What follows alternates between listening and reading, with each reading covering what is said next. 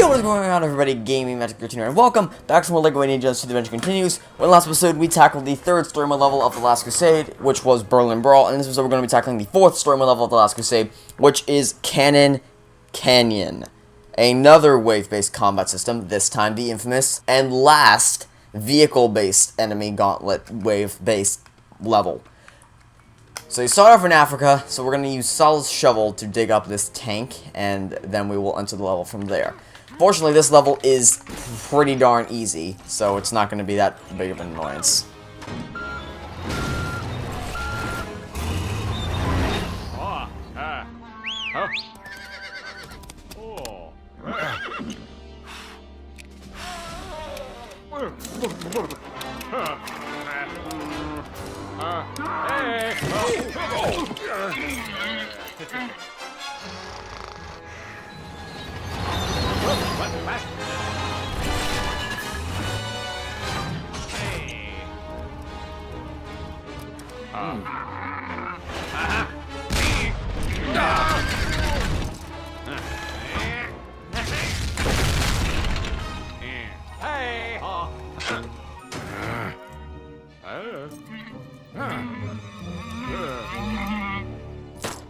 Because this is exactly what happened in the movie. The true adventure requirement for this level is 100,000 studs, and it seems like Traveler's Tales actually expects you to complete this entire level with horses and camels, and if you tell me that they don't, why'd they give them to us in the first place? So, let's upgrade our equipment by equipping both, or getting both of these Jeeps, and taking out the armored Jeeps. Smash into them on both their side and back. You should know the drill by now. We've been through many of these gauntlet-based, or wave-based mechanics before. This one is no different. Just smash into the side until they are taken out. And for some reason, Saul is still on that stupid camel. Also, this makes no sense. Why would he not keep us trapped there? Why would he intentionally blow up the barrier he destroyed? It doesn't benefit him in any way, except to be destroyed later. Anyway, hijack the truck that's just going to be strolling by here to enter the area, and while you can defeat the armored, or just the Jeeps, the army Jeeps, and what you were driving, you can't defeat the trucks without a truck. So just, again, bash through them. This is not hard in any way, shape, or form. Just bash them all into the wall, and now we just gotta get rid of the rest of the trucks, like so. The main waves in this level are ridiculously easy. The final boss requires you to think a little bit, but this level in general is just overly simplistic and for no reason. And I know, you talk about the guy who just got blown up, but I got myself into a bit of a tough spot, but in general, this level is not a challenge. At all. And instead of the last level, which actually required you to think a little bit. This one's just, hey, let's blow stuff up. Okay, that sounds cool. You can tell I have my grievances here. I love this game, don't get me wrong, but the story mode is, without a doubt, the weakest part of this game. In the credits. And again, he blows up his own barrier. Why would he do that? Okay, sorry, got off track. Now this wave has three army Jeeps and 3 armored Jeeps. Again, none of this is impermeable? No. It is invincible to the truck. Just run into them with the truck, and you will be able to take them out. There's the truck. The only thing the truck can't do is take down the tank, and we're going to see that in a minute. But just run into these guys, you try to get ahead of them if you can, and use the boost power to your advantage to cut them off. Again, this is my commentary.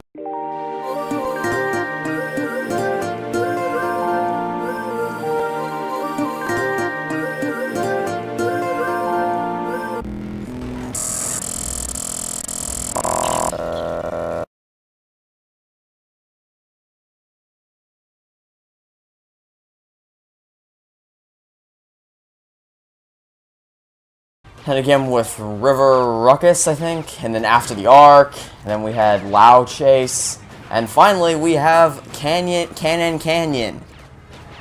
It's the same ordeal, just in a different manner. It's just, nothing's particularly stimulating about these levels. They don't require you to think at all. So it's just kind of meh, I guess. But with that said, here's the second to last. Now the last one's all the way back there, so let's gun it full speed, get those RPMs up, and you're done.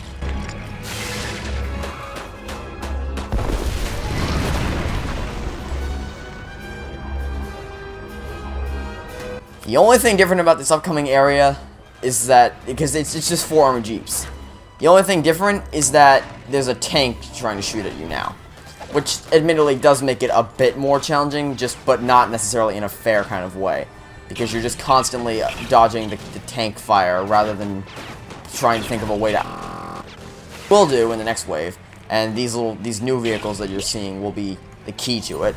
But look at it, the tank's not even trying to shoot at us, and when it does, it just kind of fires pot shots. So it's kind of, and I'm about to go over the edge, but let's not do that. So now we have to fight the tank, so let's hijack one of these new vehicles, which should be coming around any second now. Here he goes. Get out of the truck, hijack this bad boy. Press X button to drop a mine. Here's what you do. You have to watch where the tank is going, get in front of it, nope, and then drop a mine, and then you saw it take it down. I did run over the cliff, which is something that this game didn't do, even though it was a main thing from the movie. But I got him. I took away one of his hearts, so that's the important thing. Basically, the gist of this is learn its pattern, which is a circular pattern around the entire area. Get in front of it, and then drop a mine off, which it cannot avoid. Just keep doing that over and over again until the tank is destroyed. So again, requires you to think a little bit, but honestly, it's not that much. Look at how easy that was.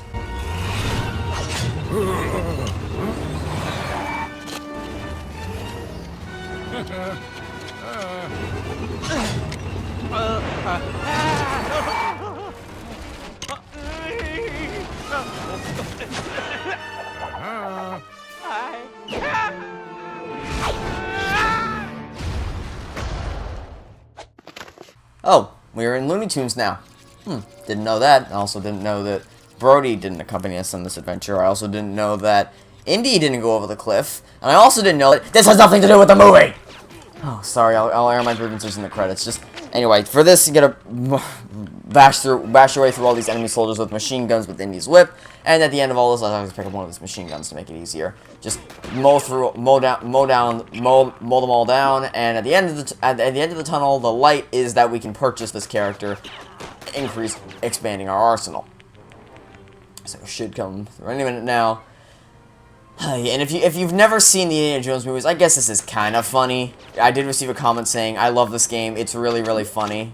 And yeah, I get they went for a more comical, cartoony sense with this. Anyway, you can buy this guy for some studs. But it's not true to the movie. What made LEGO games so great is that they've been true to the movie. They've taken liberties here and there, but they've hit that key highlights, and they were playful with it. You know, they had the LEGO sense of humor, but they also stuck true to what was serious about the movie. They didn't make jokes, like a giant boulder didn't appear out of nowhere and start tumbling over Brody back at college. That didn't happen. It didn't at all happen. Why? Ugh. I will be airing my grievances extremely in the next episode, or not next episode, but when the credits roll. Or not when the credits roll, but in the reflection video. Sala, you moron. Okay, so let's actually get to the next level. Use Sala to dig with his shovel to dig this way forward, and then allowing us to enter here. And just in case you weren't infuriated enough, the highlight of the movie, the best part, the climax, the epic, emotional climax, and all the seriousness about it, which was perfectly captured with LEGO humor and family-friendly themes in the first game, is going to be destroyed in this game. Oh, also, does this look like the the thing in the Canyon of the Custom Moon to you? Does it even kind of look like it? No. You know what this looks like to me? This looks like a castle. It looks like a castle out of Lego Duplo or Barbie. This is not the temple that they entered. At least the temple in Lego Adventure Time kind of looked like the one. Okay, I need to stop. I'm gonna keep ranting. Jesus. Okay. That leaves us to Lego Adventure. So I would like to thank you for watching. Stay tuned for the next episode. And let's let us spend in gaming.